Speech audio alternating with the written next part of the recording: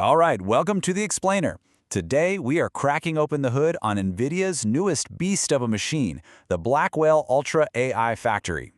And this isn't just a computer, it's a whole new class of hardware designed specifically to power the next generation of artificial intelligence. So let's get in there and dissect this thing piece by piece. And here's the man himself, NVIDIA's CEO Jensen Huang, basically setting the stage for us. The claim here is incredibly bold. The kind of AI we're moving towards, an AI that can actually reason on its own, demands orders of magnitude more power. The old tools, yeah, they just won't cut it anymore. So you have to ask, right? It's one thing to say we need more power, but what does it actually take to build the hardware that can back up a claim like that? Well, that's what we're going to do. We're going to peel back the layers and look at the incredible, frankly mind-bending engineering that goes into a machine of this scale. Okay, first things first. Before we can even talk about the machine, we have to understand the problem it was built to solve. And we're not just talking about a faster AI. No, we are talking about a fundamentally new kind of artificial intelligence. And this is the key concept right here, agentic AI. The easiest way to think about it is like this. The AI we have now is kind of like a really smart intern. You give it a task, it does it well. But agentic AI, that's more like a project manager. You give it a complex, multi-step goal, and it can reason, plan, and execute all the necessary steps on its own to get there. As you can probably guess, that level of autonomy requires a truly monumental leap in computing power. And this is NVIDIA's answer to that massive demand. It's called the Blackwell Ultra GB300 NVL72. And it's so powerful, so complete, they're not even calling it a server. They're calling it a complete AI factory in a single cabinet. Let's get into the raw numbers. Okay, so inside this one liquid-cooled cabinet, they have crammed 72 of the brand new Blackwell Ultra GPUs. And they're all working together in perfect concert as if they're one single massive processor. Just wild. Now, to get those 72 GPUs running at full tilt, this single rack pulls over 120 kilowatts of peak power. Just to put that into perspective for you, that's enough electricity to power dozens of homes, all at the same time, from one cabinet. And all that hardware, all that power, it has some serious weight to it. We're talking 1.36 metric tons, or about 3,000 pounds. So yeah, this is not something you just slide into a spare corner of the server room. So the big question is, where does all this insane power actually come from? Because it's not just about, adding more chips to the box. There have been some core architectural upgrades that really make this beast tick. If you put the new Blackwell Ultra platform side by side with the last generation Hopper, which, by the way, was already a monster in its own right, you immediately see this isn't just a small step up. No, this is a massive leap forward in just about every key area. I mean, just look at the sheer scale of these upgrades. The GPU itself can now pull up to 1,400 watts. That's a huge jump in raw power.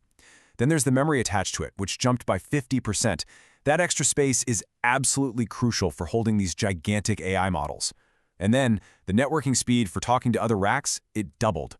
Every single piece of this system has been completely supercharged. And NVLink? Well, NVLink is the secret sauce that holds this entire thing together. It's basically the system's internal nervous system. It gives each GPU an insane 1.8 terabytes per second of bandwidth to talk to the others, creating this fabric that lets all 72 of them act as one cohesive brain. The total bandwidth inside this one cabinet, a mind-boggling 130 terabytes per second.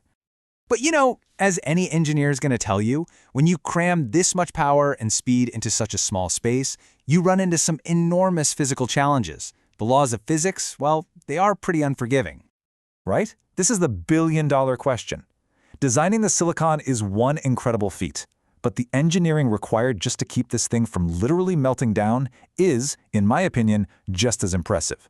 Yeah, at this kind of power density, air cooling isn't even in the conversation anymore. It's just not possible. Engineers have to use a tiered liquid cooling strategy. And for a beast like the Blackwell Ultra, you have no choice. You have to go straight to step 2, a mandatory direct-to-chip loop that pipes cooling liquid right to the processors to pull that intense heat away. And this checklist, this really shows you the brutal reality of installing one of these things. You don't just wheel it in. The data center floor has to be structurally reinforced to handle thousands of pounds. You have to run specialized high-voltage power. You might need seismic bracing. You even have to check the water quality for the cooling because the wrong pH level could destroy the whole system. Even tiny vibrations can cause data errors. It's that sensitive. So, after you solve all of these absolutely mind-bending engineering problems, what's the payoff? What does all this power and complexity actually unlock for the people building AI?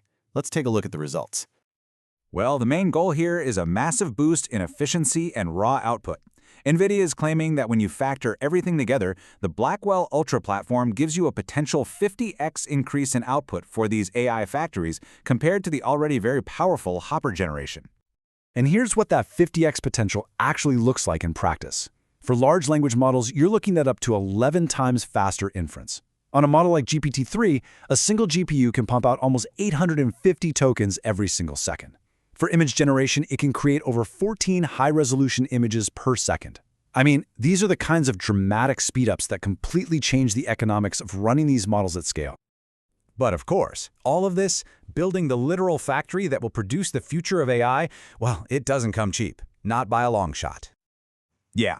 According to the deployment experts, the estimated capital cost for just one single, fully equipped GB300 NVL72 rack is somewhere between $3.7 and $4 million US. That's for one cabinet. So ultimately what this represents is a fundamental shift in how we even think about this stuff. It's a move away from buying individual servers and putting them in a rack and a move towards buying an entire pre-integrated data center that just happens to come in a single cabinet. And that really brings us back to just how difficult all of this is. You know, the people who actually install these systems, they say it best. The physics are unforgiving. At this scale, with this kind of density, there is absolutely no margin for error. Every single connection has to be perfect. And all of this leaves us with one final, kind of provocative question. The immense cost and the sheer complexity of a machine like this means that only a very select few companies, and maybe a few countries, will have access to this level of power. So if this is the machine that builds the next generation of AI, we have to start asking, who gets to build that future?